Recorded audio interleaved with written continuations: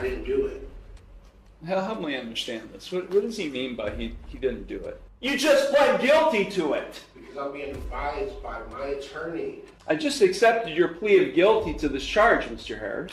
I'm trying to pull teeth here about what happened. I'm sentencing you, and I don't have all the information. Was he in the car? I'm living paycheck to paycheck. Okay. I have 5 kids. No one's letting me talk.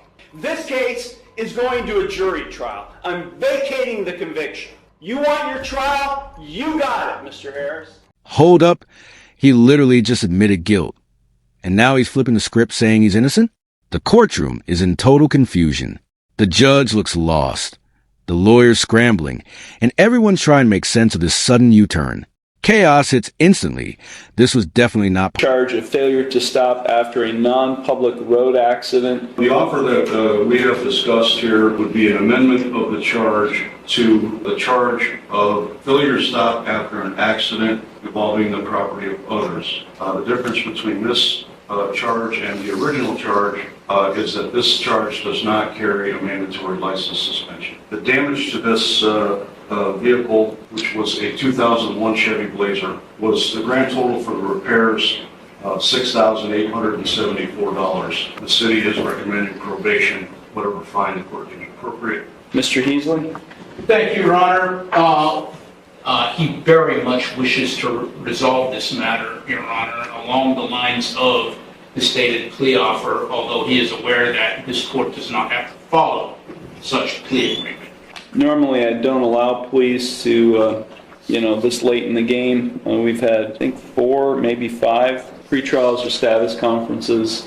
Because the level or degree has not changed, and essentially not much has changed in the way of the plea other than what was outlined by the counsel, I will allow this plea to go forward. Thank you. Mr. Harris, it's my understanding today you wish to plead guilty to an amended charge of failure to stop after an accident involving property of others, a first-degree misdemeanor, a violation of Section 335.14a of the Conneaut City Ordinances. Is that what you wish to do today? Yes. You understand by pleading guilty to this charge that you are waiving your right to a trial, which includes your right to cross-examine witnesses and to confront evidence presented against you. You'd be waiving your right to testify or not to testify without any negative connotation. You'd be waiving your right to subpoena witnesses. You'd be waiving your right to a jury trial. You'd be waiving your right to be proven guilty beyond a reasonable doubt. All of those are trial rights you'd be waiving by pleading guilty to this amended charge. Is that what you wish to do? Yes. And are you thinking clearly and do you understand everything that's happening? Yes. Okay, I'm going to provide to you, Mr. Heasley, a written waiver of your trial rights and right to a jury trial and acknowledgement of effective plea. If you find that document acceptable, you can sign and date at the file. Harris and myself have executed the waiver of trial rights and right to a jury trial and acknowledgement of effect of plea in this instant case, handing it to the bailiff. Thank you very much. The court does find that defendants, as I indicated, will allow the amendment to go forward. I do find the defendant's plea of guilty to the amended charge to be knowing, voluntary, and intelligent. The court will accept the guilty plea to the amended charge, and I will therefore find him guilty of the amended offense. We will now proceed to sentencing. Mr. Heasley, is there anything you or your client would like to say at this time before I impose sentence? Thank you, Your Honor. My client, as indicated earlier, does wish very much to resolve this matter, and that basically what influenced the decision not to go to trial, which of course belongs to the defendant rather than counsel.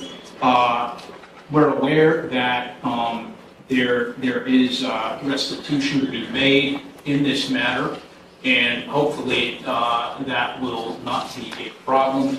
And he's aware of the possible sanctions that come along with this offense. We would hope that the court not suspend his driving privileges if possible. Mr. Harris, is there anything you would like to say at this time before I impose sentence? I'm not sure I'm allowed to say so. I just want to hope that I keep my license. So. I don't know what I can say, so. Okay. That's all? Yeah. Okay. Okay. Back on December 21st, Ms. Kreider's vehicle was parked in front of her residence in the street. It was struck by another vehicle. Officers investigated the matter, determined that the vehicle belonged to Mr. Harris. And at that point in time, they found pieces of the vehicle that were there, including a piece of a Cadillac grill ornament. And they matched it to the front of Mr. Harris's vehicle, and it fit. A piece of the Cadillac grill ornament fit perfectly. So that's how it was determined that Mr. Harris's vehicle was involved in the accident. Thank you. Ms. Kreider, is there anything you would like to say at this time before I impose sentence? No? Okay. Thank you. So I think if there's a restitution component being included in, it seems, because this was not a citation that was issued, this was a complaint filed with the law director, so I can't tell from the paperwork filed with the court whether he had insurance or not, but I'm assuming since restitution is a component of the sentence that there was no insurance?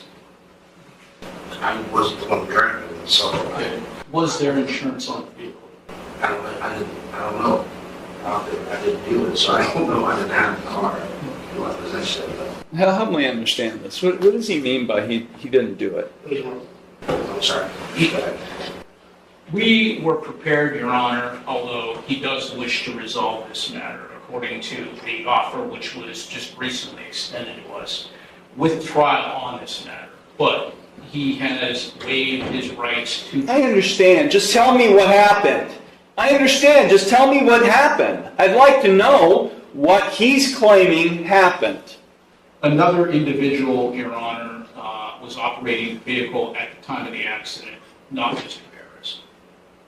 But he does wish to resolve the matter in lieu of trial.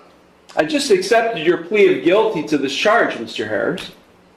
I'm now in the sentencing stage. Okay, I understand, but I'm getting advised by my lawyer, so I'm not, that's what I said, I don't know what I'm allowed to say and not allowed to say. I'm trying to be respectful. The judge wanted to know regarding insurance on the vehicle. Cadillac Escalade. I get that. And I didn't have insurance on that vehicle. Whose vehicle was it? Okay, so the vehicle was in my name that I used. I let my brother have that vehicle because I'm trying to help him out. It's your vehicle. It was in my name. It was his vehicle. He purchased it. He bought it. Was the title transferred? No, he did not transfer the title. I'll have to continue to talk freely. You can talk to your attorney. I'm trying to pull teeth here about what happened. I mean, I'm sentencing you, and I don't have all the information. Okay? Was he in the car? I feel like I'm cross-examining him. Was he in the car at the time? No, sir. Okay. So, here's what I'm getting at, Mr. Heasley, specifically for you. If he pleads to a charge where he's operating a vehicle in an accident, and he's not able to provide proof of insurance on the vehicle he was driving, what happens? It's a non-compliance suspension with the Bureau of Motor Vehicles. Right? I mean, I know this amendment was all about trying to avoid a license suspension, but if he pleads guilty to operation and he's not able to provide proof of insurance, then it's a non-compliance suspension. Do you have the restitution to pay today? No, sir. How long will it take you to get it? This case has been pending since December. You haven't been setting any money aside for that possible consequence? I'm living paycheck to paycheck. I Okay. have 5 kids. I'm sorry, Mr. Harris, but take a look behind you. I didn't do it You just pled guilty to it. because I'm being advised by my attorney. I asked last time I was here, I asked if I could talk. No one's letting me talk. Well, we've got an appeal issue right now. We got an ineffective assistance of counsel claim right now. And I'm not going to allow this thing to go up on appeal, and you guys spend all kinds of time dealing with an appeal. I'm going to leave. and you guys are going to talk about this, and then we're going to resolve it, because I'm not sentencing right now. Because I'm not going to allow you to waste your time having to deal with an appeal on an ineffective assistance of counsel claim. This case is going to a jury trial. I'm vacating the conviction. This case is going to a jury trial on Thursday. You want your trial? You got it, Mr. Harris. This case is being vacated. I'm sorry, Ms. Kreider. This case is going forward to a jury trial. I'm vacating the conviction, and we are not proceeding the sentence. Ravels. The judge throws up her hands, halts the sentencing, and nukes the plea deal. Now it's trial time. 1 second you're safe with a deal, the next you're gambling it all in court. The judge's message is clear. You want a trial? Go for it. Brutal move.